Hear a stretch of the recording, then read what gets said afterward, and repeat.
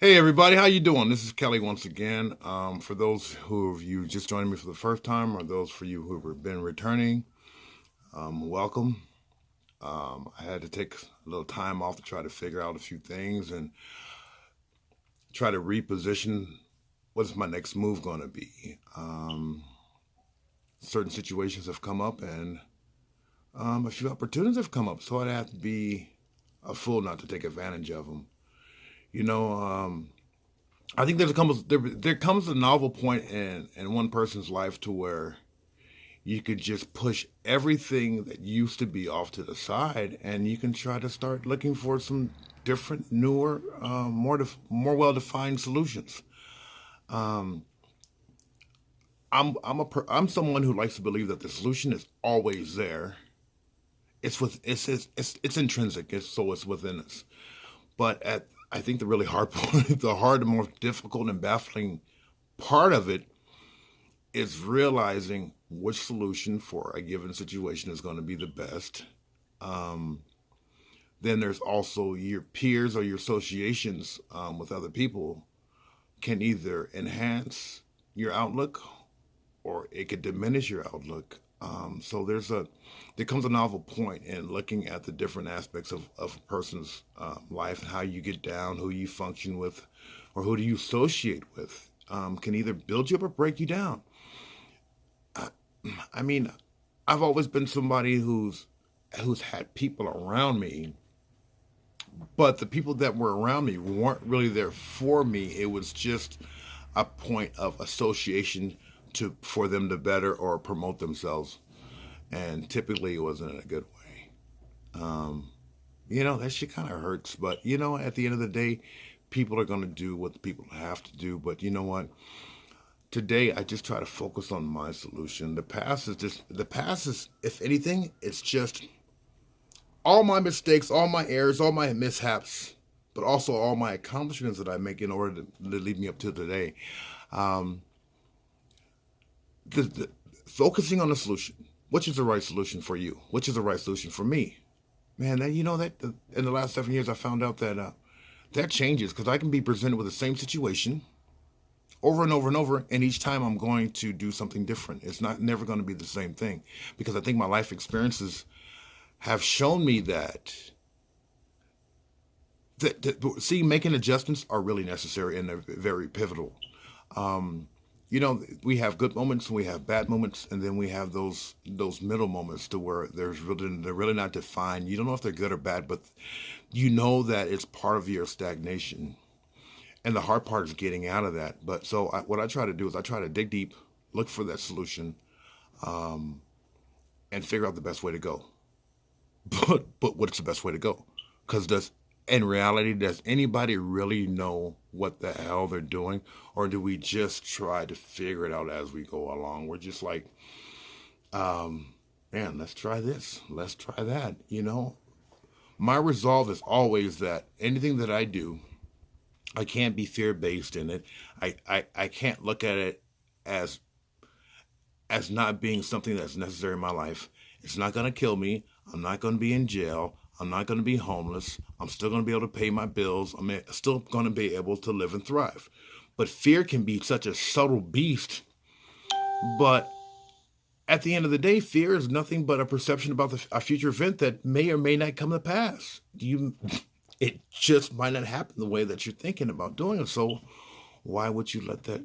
Why would you let it stop you? But I've been succumbed by fear, succumbed by PTSD, succumbed by all kinds of host of things that are outside of my control. But what I can control is how I respond to a given situation. What do I want in life? At the end of the day, what does my future look like? What does my day? What does tomorrow look like for me? Is it just going to be this just like it was yesterday?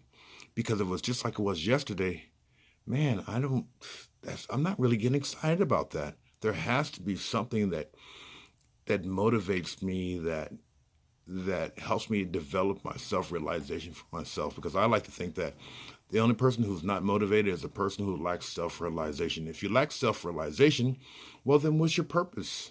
What does it look like? What do you want to do? How do you shape How do you mold that? How do you apply it to yourself? Because at the end of the day, nothing else matters but the application of a process that actually works for you. Because if you don't apply, it's sort of like having this novel idea, but yet you don't never try to manifest. So it's just an idea.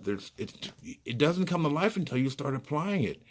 And as scary as that may seem at any given point in time, I like to think that it's very crucial, it's very necessary for that to happen in order for some positive change to occur. My roommate just walked by and she got me a little messed up. Anyway, hopefully I'm gonna edit that out. Anyway, there is for me, I I, I call this seeking the solution for one reason. Everybody is seeking a solution, um, but a lot of people don't know how to go about doing it. Um, it changes from different persons. From I have a host of people we're all dealing with the same type of situation, but we all come at it from a different angle. Our approaches are different, yet they're similar, but they're still different because at the end of the day, I'm going to have to deal with the consequences of that decision. My situation might turn out better than the next person's, but then here's where the novel point comes back, and it's like, so then they would ask me, man, how did you get this good result out of it? I said, man, I don't know. It just seemed to be the right thing to do for the given situation. I'm not unique. I'm not special. I just have a way of, I'm just not going to let nothing stop me from doing something that I realize that I should be doing because I've always done that. So if it's something that I've always done and I didn't like the consequences, well, let me do the opposite of it. Contrary action. And you know what? And that little small word is really hard. It's really difficult at times. And and there's really moments of absolute bafflement to the point to where what the hell am I doing? Maybe I should just go back to where I was comfortable, where I was content, but the quality of my life sucked. It really did. And you know what today? I just want quality and value from everything that I get involved in. You know, over the last few years, I've always seen myself as like, okay, where am I going to be in 5 years? Well, I would like to think that I would be in a better situation, but you know what? Looking back on it now, I'm even in a better situation now, even though I don't have all the shiny stuff, all the material stuff that I thought I would have, but I have something that's even more important is that intrinsic quality allows me to tackle life like I never have before.